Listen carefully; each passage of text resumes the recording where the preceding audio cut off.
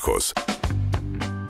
Un resultado de un triunfo muy contundente y en algunos puntos inesperado, lo cual siempre potencia la fortaleza de un triunfo, el que tuvo ayer Javier Milei en gran parte del país y sobre todo en las, como venimos contando desde temprano y como pudimos anticipar ayer a partir del trabajo de Dani Steingart y de la gente de Visualizando.ar, que armamos este equipo, que nos permitió ver rápidamente que había una tendencia muy llamativa que hizo que Milei y los libertarios se impusieran en las 5 grandes, o sea, primero revirtiendo un resultado electoral de la derrota que sufrió en la provincia de Buenos Aires por 14 puntos hace apenas 50 días. En una elección complejísima, con José Luis Espert en la boleta, que no pudo sacarlo, todo el episodio vinculado a sus vínculos con Machado el narco y todo lo demás. No solamente no le hicieron mella, sino que además le dieron un resultado extraordinario en la provincia de Buenos Aires. Hay muy pocos antecedentes de un gobierno en ejercicio del poder ganando las 5 grandes provincias, como fue el caso de Milei ayer: provincia de Buenos Aires, Córdoba, Santa Fe, Mendoza, la ciudad de Buenos Aires. Como comentábamos recién, además Patricia Bullrich volviendo como candidata en la ciudad de Buenos Aires a los niveles de arriba del 50% que ha tenido en algún momento el PRO, ganando norte y sur de la ciudad de Buenos Aires, o sea, indistintamente en las comunas de mayor y menor ingreso. La apuesta de los gobernadores que habían armado este conglomerado llamado Provincias Unidas, que iba con candidatos propios en 14 provincias, sufrió una pérdida muy contundente. En Córdoba, por ejemplo, Schiaretti pierde por 14 puntos. En Santa Fe, Puyaro con su opción queda tercero en el resultado electoral, con lo cual los que venían siendo el principal desafío a través de sus legisladores en la Cámara de Diputados, bueno, no pudieron ser fuertes. Y uno se preguntaba, en principio, qué Javier Milei iba a surgir de ese resultado electoral, ¿no? Y ayer el discurso del presidente aparece, por un lado, un discurso donde plantea, bueno, ahora sí, se produjo un momento bisagra y a partir de ahora vienen las reformas de la segunda etapa de gobierno. Escuchemos a ver a Milei. Claramente ha sido un día histórico para la Argentina. El pueblo argentino decidió dejar atrás 100 años de decadencia y persistir en el camino de la libertad, el progreso y el crecimiento. Hoy pasamos el punto bisagra. Hoy comienza la construcción de la Argentina grande. Eso decía Milei. ¿Y por qué, digamos, el Congreso sabíamos que se renuevan a partir de lo que ocurrió en el resultado de ayer? A partir del 10 de diciembre cambia la mitad de la Cámara de Diputados y un tercio del Senado. La aspiración de mínima del gobierno era conformar un bloque de 86 diputados que le permitiera tener ese tercio que le impedía a la Cámara de Diputados hacer lo que estuvo haciendo hasta ahora, o este último tiempo, sobre todo este último semestre, cuando sacaba leyes que Milei vetaba y después tenía 2 tercios como para poder insistir. Pasó con la ley de emergencia en materia de discapacidad, la ley de emergencia en materia de hospitales pediátricos, el tema del financiamiento universitario. Esa posibilidad el gobierno quería bloquearla teniendo por lo menos 86 diputados. Bueno, no solamente superó esa expectativa, sino que va a tener una bancada de punto de partida de 93 diputados propios.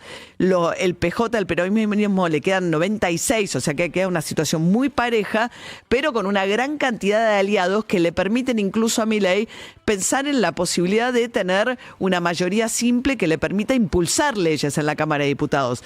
Por eso es que Milei ayer, otra de las cosas que destacó en su discurso, es que va a tener un Congreso mucho más favorable para esta segunda etapa del gobierno. Quiero destacar el rol del nuevo Congreso, que será fundamental para asegurar este cambio de rumbo. A partir del 10 de diciembre pasamos a contar con 101 diputados en vez de 37.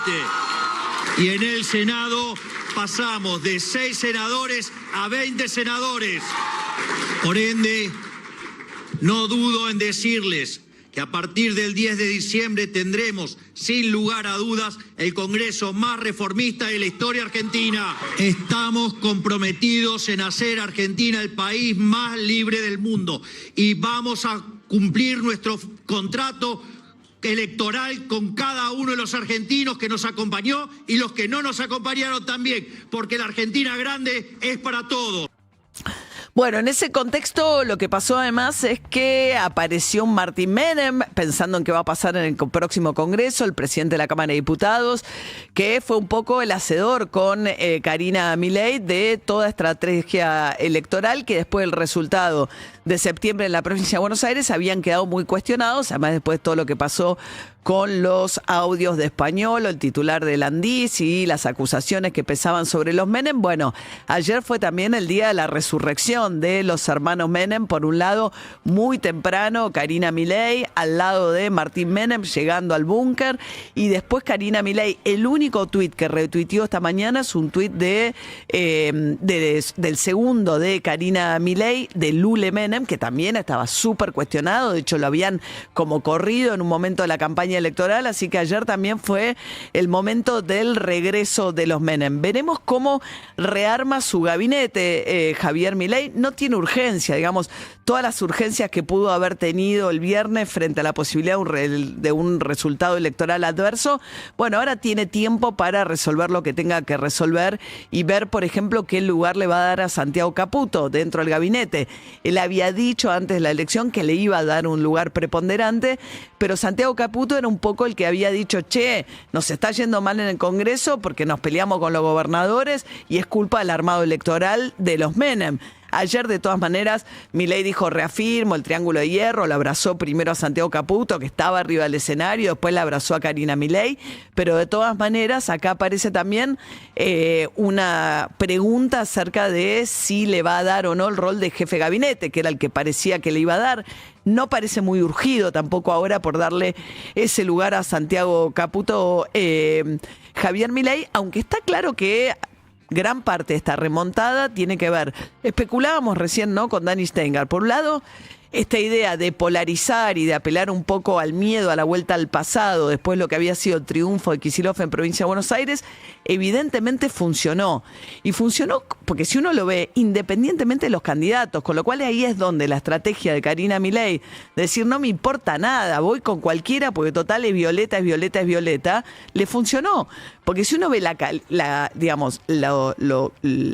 calidad de ciertos candidatos o lo que salió a la luz de la trayectoria de ciertos candidatos o lo desconocidos que eran, digamos, Roca gana en Córdoba a Schiaretti con un nivel de conocimiento mucho menor.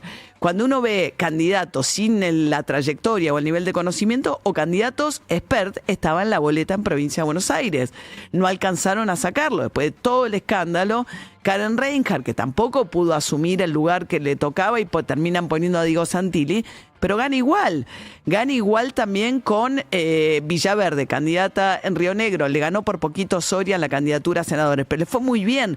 Era la candidata que se supo que tiene prohibido entrar a Estados Unidos, pues no tiene visa porque la agarraron con una causa, supuestamente vendiendo medio kilo de drogas con $17,000 para comprarlos. Con lo cual, pues decir, ¿qué pasó con los candidatos? Bueno, no hubo un impacto negativo ni por la falta de conocimiento ni tampoco por antecedentes que pudieron haberlos afectado. Entonces ahí vos decís, ¿qué pasó? Y pasó que se impuso el violeta, la polarización con el kirchnerismo y sobre todo, Dani decía recién, ¿cuánto tiene de nivel de aprobación el gobierno? Tipo el 41%. Bueno, sacó más o menos esa cantidad de votos y el peronismo sufrió una elección muy mala, 31% de los votos, 36% había sacado a nivel nacional con Alberto Fernández. Y esta elección se parece mucho a la elección de mitad de término de Mauricio Macri del 2017, pero el 2017 con Macri, cuando decís, bueno, alguien que logre imponerse además en Provincia de Buenos Aires, Macri es el primero que logra empezar a entrar a ganar ciertos municipios del conurbano de la Provincia de Buenos Aires, pero ese momento de Macri era con una economía mucho más sólida que la economía que tiene en este momento Javier Milei.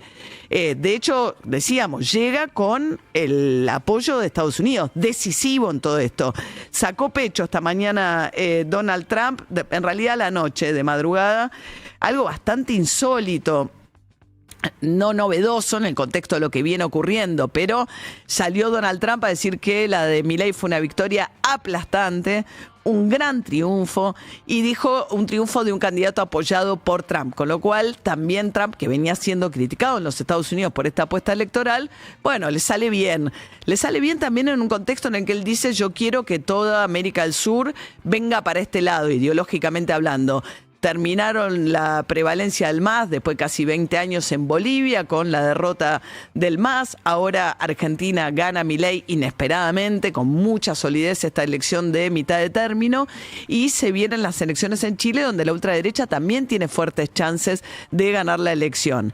A la vez Scott Bessent, el titular del Tesoro, que es más preciso todo el tiempo, es la apuesta de Trump, es una apuesta como genérica, donde cuando le tiene que dar la palabra a las cuestiones específicas se la da Scott Bessent, y Scott Bessent había dicho que iban a mantener las bandas después del resultado electoral. Eso es lo que había dicho también Caputo. Tampoco tiene urgencia para redefinir hoy mismo si modifica el techo de la banda, que estaba en 1.500 pesos, y dice Scott Bessent: se renovó el mandato para el cambio, como diciendo lo que tiene que venir ahora es más cambio.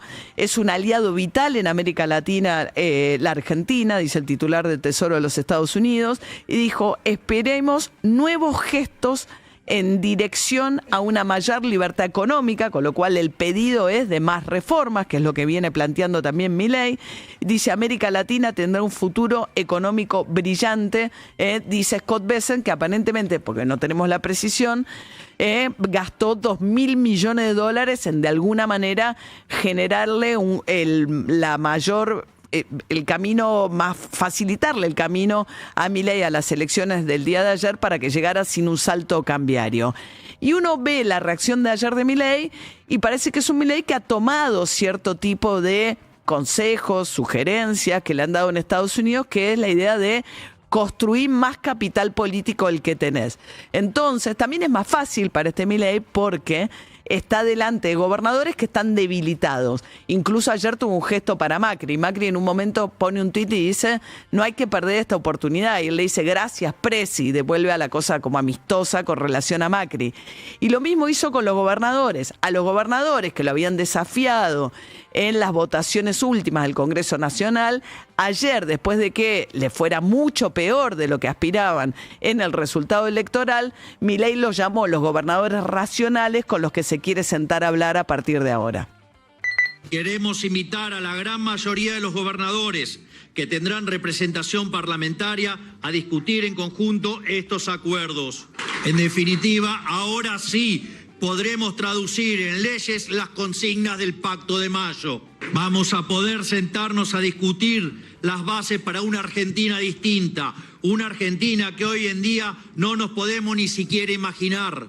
Porque un dato que quedó en claro hoy es que 2 de cada 3 argentinos no quieren volver al pasado. Y no solo eso, le sacamos 14 puntos de diferencia al kirchnerismo. Bueno, y en el peronismo, por supuesto que las victorias distienden cualquier tipo de conflicto interno y al revés, las derrotas generan grandes pases de facturas. Estuvimos hablando hace un ratito con Mario Seco, el intendente de Ensenada, parte del aparato del PJ de la provincia de Buenos Aires, que está muy alineado con esta versión más del peronismo ortodoxo, volcada hacia el peronismo ortodoxo que venía mostrando Kicillof en alianza con la CGT, los sindicatos y demás. Salieron todos a decir: seguimos con Kicillof, no es verdad que bajamos los brazos, porque ¿qué pasó? Perdieron 10, 15 puntos esos intendentes. ¿Qué dijo Mayra Mendoza? Ya lo dijo, ya lo tuiteó. Cristina Fernández de Kirchner tiene razón, no importa cuándo sea dicha esa frase. ¿Qué quiere decir? Axel Kicillof no debió haber desdoblado las elecciones. ¿Por qué? Porque iba a pasar lo que acaba de pasar.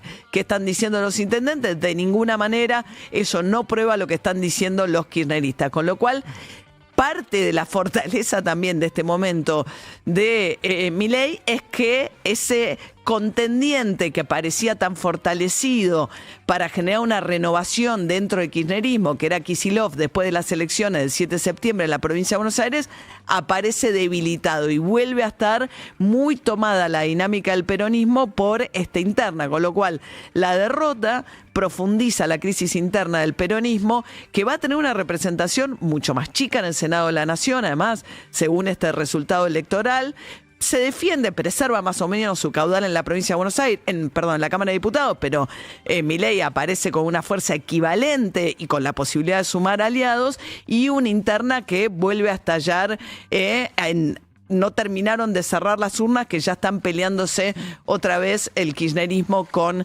el kicilloфismo en la provincia de Buenos Aires, viendo quién tiene la culpa de la derrota de anoche.